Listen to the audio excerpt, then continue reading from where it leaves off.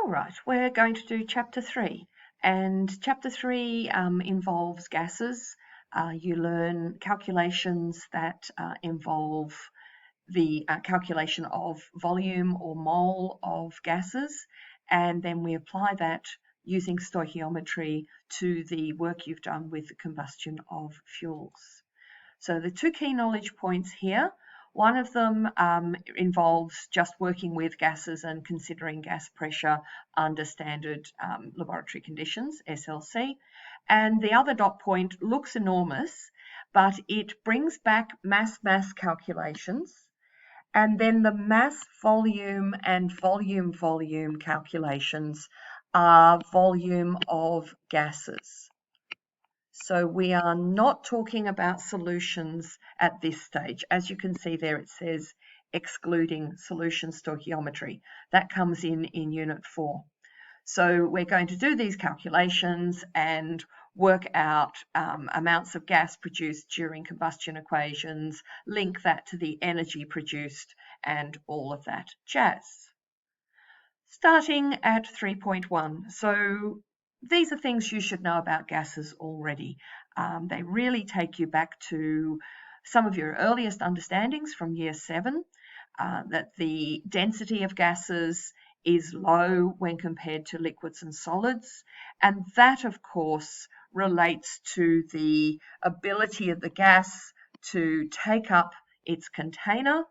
And so a gas will spread to fill the available space, and the particles in the gas are independent of each other, well, in an ideal gas. And so they have a low density. Compressibility is one. You need to be familiar with that word. To compress is to squash. So gases can be squashed because there is so much space between the particles. And of course, that space is nothing. It is a vacuum. The ability for gases to mix together is that the gases mix rapidly. And once again, this is because of all that empty space between the particles. So these ideas lead us to the kinetic molecular theory of gases. Now, the first one is fundamental, but sometimes is forgotten by people, that most of the volume of a gas is empty space. We know that our gas particles move rapidly in random straight line motion until they collide with each other, with the walls of their container, and then their direction of motion changes. The intermolecular forces between gas particles are extremely weak. Now, most of the time, we're talking about dispersion forces because our gases tend to be non-polar. Now, carbon dioxide is non-polar, water isn't.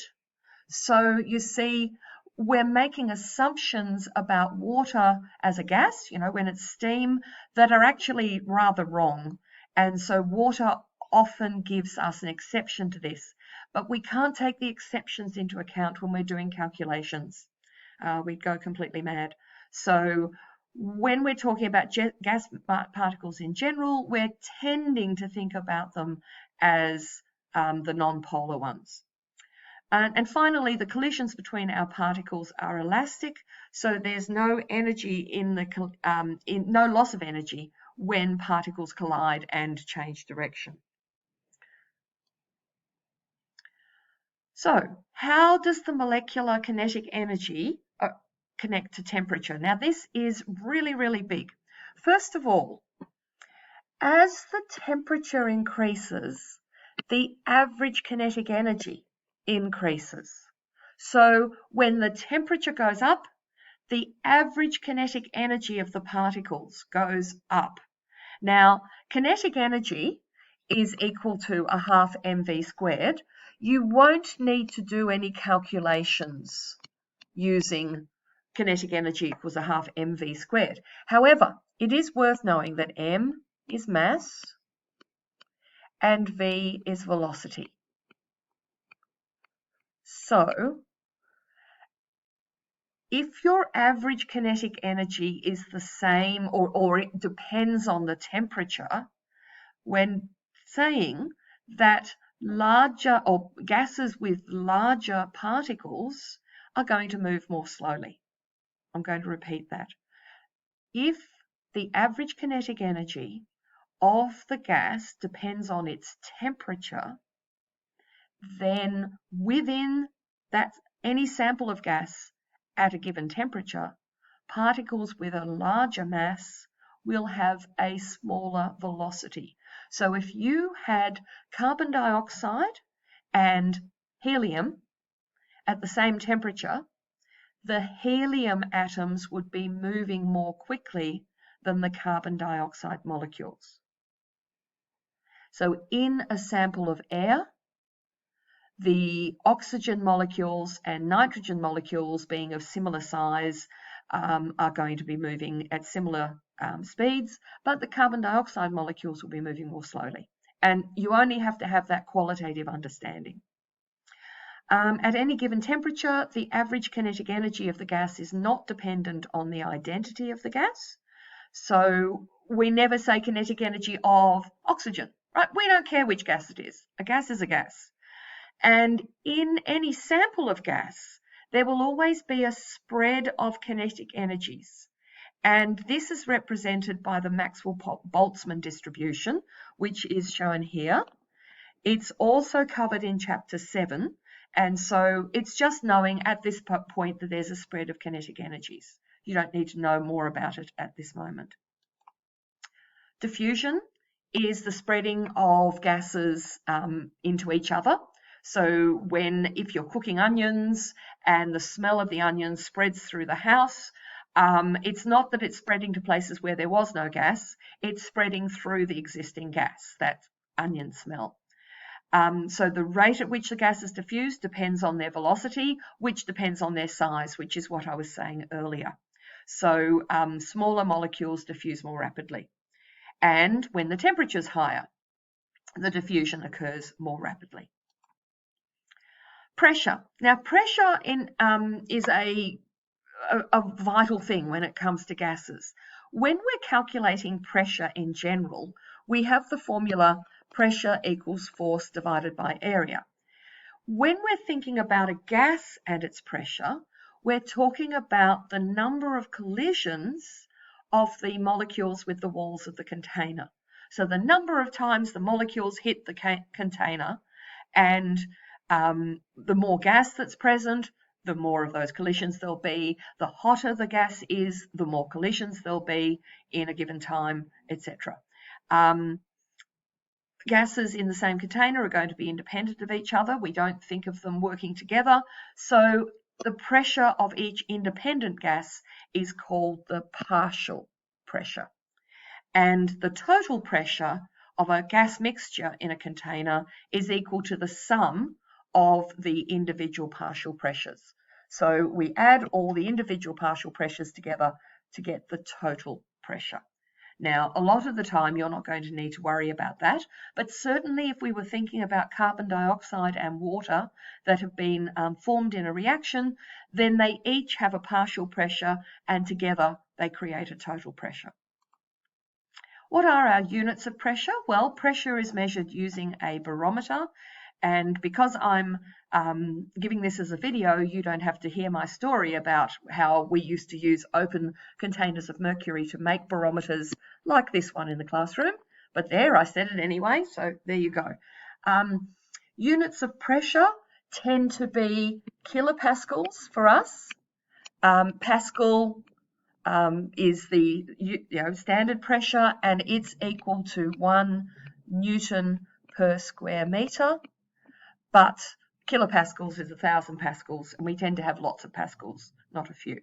So in your textbook in table 3.1.2, you find all the units that you may come across. Worked example for converting pressure units. Now, some of this will come easily, some won't. I will say that we really don't care about bars. Ignore the example with the bars. However, so therefore we're ignoring A as well. So let's just look at B and C. Now, B is giving a pressure in millimeters of mercury. When you look back at this table, 760 millimeters of mercury equals 1 atmosphere, which is 1.013 by 10 to the 5 newtons per square meter.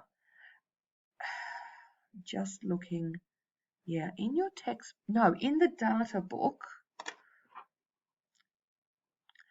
So in the data book, in table 5, yes, in table 5, you are told that 100 kilopascals equals 750 millimeters of mercury. Sorry, millimeters of mercury. So this is something that hadn't been added to the data book when the textbook was written. However, it is there in the data book in table 5. So if we use that in this example, so 750 millimeters of mercury is equal to 100 kilopascals. This is going to help a lot. Unfortunately, that means we also need 0.987 atmospheres, which is also in that table in the data book. So when we're converting from millimeters of mercury to atmospheres, instead of, well, they've got the direct route there, or yeah, so what they're saying is 1 atmosphere is 760 millimeters of mercury. So we're looking at example B. These are a little bit out of date, these examples, a little bit sad. So 1 atmosphere is 760 millimeters of mercury. So to change millimeters of mercury to atmospheres, you just divide by 760. Now, if we want to change atmospheres to kilopascals, they've got the method there using the 101.3, or we could say the millimeters of mercury, so we had our millimeter, what was it, hang on, 0.333 atmospheres, 0.333 atmospheres, divided by the number of atmospheres is 987, times 100 is going to give us the number of kilopascals. So whereas in this example we had 0.333 essentially divided by 1, to use the values in the data book, you'd do 0.333 divided by 0.987 and then multiply by 100 rather than 101.3. And if you look at that, you'll see that it comes out the same. Right, volume of a gas, units of volume are litres or millilitres. The other volume you might come across is metres cubed. So 1 cubic metre is 1,000 litres. So do be aware of that. And that's the end of section 3.1, and we will stop there. Oh, reference to Ed Rollo there and the study guide.